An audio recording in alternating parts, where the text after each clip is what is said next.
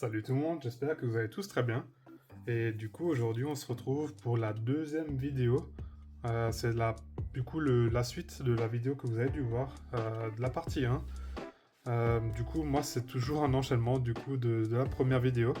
Et c'était le deuxième lot, du coup, que j'avais mis de côté. On va pouvoir se regarder ça maintenant ensemble. Je dirais qu'il y a une vingtaine de cartes ici. Et donc, j'ai eu ces cartes à plusieurs stands. C'est des personnes aussi avec qui j'ai fait des trades. Où j'ai pu acheter des cartes. Donc je pourrais plus vous dire exactement d'où venait quoi, mais j'ai pu récupérer par-ci par-là 5 cartes, à un autre stand peut-être une dizaine de cartes. Et les zolos, j'en ai. Quand on arrivera aux zolos, je vous montre ça tout simplement. Voilà. Et donc vous avez déjà vu la première carte. Donc c'est une carte à 180 PV de vainqueur suprême, le Wailord. Tout simplement, c'est une rare. D'ailleurs, le Wailord, c'est toujours un sac à PV. C'était, je crois, aussi la première carte à dépasser les 200 PV à l'époque dans le bloc X avec le Wailord X, pour ceux qui s'en rappellent. Voilà. Donc une carte assez emblématique au niveau des points de vie. Et donc on va se rentrer ça tout simplement après sous le classeur. Vous avez l'habitude maintenant. Voilà. Donc je vous avais déjà montré pour la première vidéo mes Terral et les Métangs. Bon, on va continuer sur cette chaîne. Je l'ai acheté C'était la plupart des cartes que j'ai eu à 10 centimes. Donc c'est vraiment très intéressant, surtout dans des états comme ça. Après, il y a des états qui sont bien plus played. Donc j'ai essayé de négocier pour. De toute façon, quand on prend des lots avec plusieurs cartes, on a souvent ce genre de prix, 10-20 centimes par carte. Voilà. Après, c'est sûr, quand on prend une seule carte, on va payer le prix fort. C'est toujours ce que je conseille aussi à tout le monde de faire, c'est de favoriser, de privilégier les lots tout simplement. Voilà, ça sera toujours plus intéressant pour tout le monde. Donc le Metang de vainqueur suprême. On va passer maintenant sur HGSS. Pareil, c'est des cartes que j'ai eues à un autre vendeur. Les 4 cartes qui vont suivre, c'était à un autre vendeur. Pareil, 10 centimes carte. Donc on a ce Flagados de HGSS qu'on se rangera pas sous classeur. Vous savez maintenant que je vais les ranger dans une des prochaines vidéos. Ça va être dans assez longtemps parce que je vais encore partir en vacances pendant 2 semaines. Donc je ferai pas beaucoup de vidéos. C'est pour ça que je les enchaîne maintenant. Voilà. Et donc c'est des états qui étaient vraiment clean chez ce vendeur. Voilà, très surpris. Il avait beaucoup de fausses cartes et je me suis dit est-ce que ça vaut le coup de regarder là-dedans. Et j'ai pu trouver quand même 4 cartes que j'avais pas. Donc trouver 4 cartes à ce stade que j'ai pas, ça fait toujours plaisir. En voyant le nombre de fausses cartes qu'il avait, voilà, le Kikli, pareil, dans un état vraiment propre. Ça fait plaisir de rentrer aussi des cartes en bon état. Après, ça reste des communes peu communes. Voilà, un petit coucou à lever. Si t'as pas ce Ambrilex, mais je pense que t'as tous les Ambrilex qui existent de toute manière. Voilà, qui est dans un état plutôt good. Voilà, et du coup, le Infect aussi encore, qui était dans ce lot. Ah non, c'était dans un autre vendeur. C'était le premier vendeur du coup avec. Voilà. Et là, on devrait arriver à 5-6 cartes chez celui-là aussi. Donc c'était pareil, 10 centimes. Là, j'ai eu un Metang qu'on va le voir 2 fois même. Je me suis dit, pour ma collection de Metang, il y en aura un qui ira du coup dans le classeur et l'autre qui ira dans la collection. Voilà. Donc j'ai prévu le coup pour avoir tout de suite un doublon. J'étais très surpris aussi nouveau par le vendeur. Il avait ce Métalos, dans un état un peu plus plaid, avec une petite coupure ici. Enfin, je sais pas si c'est une coupure, mais on dirait. Je vais pas essayer de l'appeler. Voilà, il est magnifique ce Métalos. Je voulais déjà le prendre. Je l'avais vu sur Vinted là il y a pas longtemps dans mon fil de recommandation en reverse. Et je me suis dit je vais un peu attendre parce que je voulais pas payer juste un Métalos pour l'avoir quoi. Et là, ça tombe très bien d'avoir trouvé ça en brocante, voilà, dans un état plaid. Mais moi, ça me convient parfaitement. L'illustration, elle est vraiment bien dans le classeur. Ça me suffit. Voilà, et ça complète la case du coup. Et du coup, on passe sur le Terral. Pareil, toujours encore dans déchaînement du HGSS. Donc, il y aura beaucoup de cartes qu'on se mettra pas sous classeur, malheureusement. Mais c'est pas plus mal. On aura une vidéo plus fournie du coup pour remplir HGSS qui se remplit aussi à fur et à mesure maintenant. Voilà. On a même du appel des légendes, il me semble. Bon, ça, j'ai vraiment très peu de cartes. Il me semble que je suis à 4% de appel des légendes. J'ai très peu de cartes. C'est dommage. Et le boule de nœud, voilà, pour 10 centimes. Franchement, je pense que c'est le prix. Ça vaut pas plus, ni moins. Ça reste une rare quand même, mais ça remplira la case. C'est le plus important. Voilà. Et donc là, on arrive sur 4 cartes que j'ai récupérées, du coup, même plus. C'était la toute première brocante. Voilà, je vais vous montrer le Tyrell que j'ai pris juste pour la collection. Voilà. Je pourrais même pas vous dire quelle série c'est, hein. Je suis perdu. Hein. Mais j'ai juste voulu prendre le Tyrell, voilà, que je mets de côté. Ensuite, le Kangourex. Là, je me suis planté, hein. Je l'avais déjà, donc ça m'en fera... il sera à l'échange, si jamais ça intéresse quelqu'un. Je l'ai eu pour 10 centimes et je le vends pour 10 centimes si je veux pas faire de bénéfice dessus, hein. C'est pas mon genre. Voilà, tout simplement, si ça intéresse quelqu'un au trade. Hein. Après, j'ai énormément de cartes de DP et platine en double, voilà. Et donc ça, c'était vraiment le premier stand et j'avais toutes les cartes pour 10 centimes, pareil. Après, à vous de me le dire si vous payez aussi à peu près ce genre de prix, hein, ou moins cher. Moi, je trouve que 10 centimes pour du RGSS, c'est plus que correct. Et d'ailleurs, il y avait même une rare dans le lot. Voilà, bon, elle a une grosse pliure ici, hein, mais c'est rien de grave. Hein. Ça reste une rare, du coup, de déchaînement, le Charter. Voilà, très content de rentrer ça.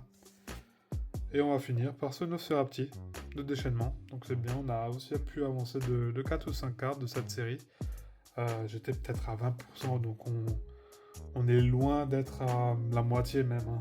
C'est une série où il y a encore beaucoup de boulot. Comme dit, moi c'est le bloc X que je focus le plus. Et si maintenant je vois du déchaînement ou appel des légendes ou même du indomptable, hein, comme ici. Pas celle-ci, pardon. Le Kikli, pardon, c'est ça, indomptable. Voilà, moi j'essaie de remplir les cases, hein. C'est pas ma priorité, mais au fur et à mesure ça se fera. Voilà. Et donc on va commencer maintenant avec les cartes un peu plus intéressantes. Voilà, donc ça c'était un trade que j'ai fait avec quelqu'un. Du coup je vais faire ça différemment. Je vais d'abord parce que c'était 2 cartes qui allaient ensemble. Donc ça c'est un trade que j'ai fait aussi. C'était un Milobellus de noir et blanc. Maintenant j'ai plus l'extension. C'est le Milobellus, ouais je pourrais pas vous le dire. Mais en tout cas c'est encore avec les bords holo en horizontal. Comme vous connaissez pour noir et blanc. Et je l'avais estimé aux alentours de 5-6 euros. Voilà, c'était à peu près la cote aussi de Card Market, hein, et Vinted, les prix auxquels ça partait. Et du coup, il m'a trade ce Metalos. Voilà, c'est la version holo de Vainqueur Suprême. Donc, comme vous savez, Metalos, c'est un de mes Pokémon préférés. Donc moi, j'ai tout de suite voulu le prendre. Hein. Voilà. Et j'avais regardé en plus il n'y a pas trop longtemps sur Vinted pour le récupérer. Et voilà, le prix, ça variait entre 5 et 8 euros en fonction de l'état. Et là, l'état, il est vraiment clean, hein. Donc je suis plutôt content. Le Milobellus, il était dans mon classeur échange, et du coup, j'ai pu récupérer ce Pokémon, voilà, cette carte. Voilà, donc on va se rentrer ça après sous classeur. Et du coup, maintenant, on va aller sur le deuxième trade de cette brocante que j'ai pu faire. Pareil, ça reste un état vraiment near mint, hein, presque. Hein. Near mint. Pas, mais il y a quand même quelques petits points blancs. Mais c'est du excellent. Ça, il n'y a pas photo. Hein. Pas de rayures non plus. Et donc, on est sur ce Rina Stock. Voilà. Que j'estime comme ça aux alentours de 6-7 euros. Hein, peut-être. À vous de me le dire dans les commentaires. Hein. Après, c'est mon point de vue. Peut-être ça vaut moins. Peut-être ça vaut un peu plus. Voilà, après il y a les versions en reverse aussi qui cotent toujours un peu moins que les holos, il me semble. Hein. N'hésitez pas à me corriger si je dis une bêtise. Hein. Après, c'est peut-être différent pour Vainqueur Suprême, je sais pas, je m'y connais pas assez. Mais en tout cas, DP, hein, c'est plutôt les holos qui priment. Hein. Voilà. Donc, plutôt content de rentrer ça. Après, c'est pas une carte qui est très rare. Hein. C'est pas l'affaire du siècle. Hein. Et du coup, la deuxième carte que je voulais vraiment voir depuis un moment, bon, elle est en plaid. Hein. Voilà. Et donc on est sur ce Rayquaza. Et c'est les types SP en fait. Et là on a bien le Rayquaza de Cynthia.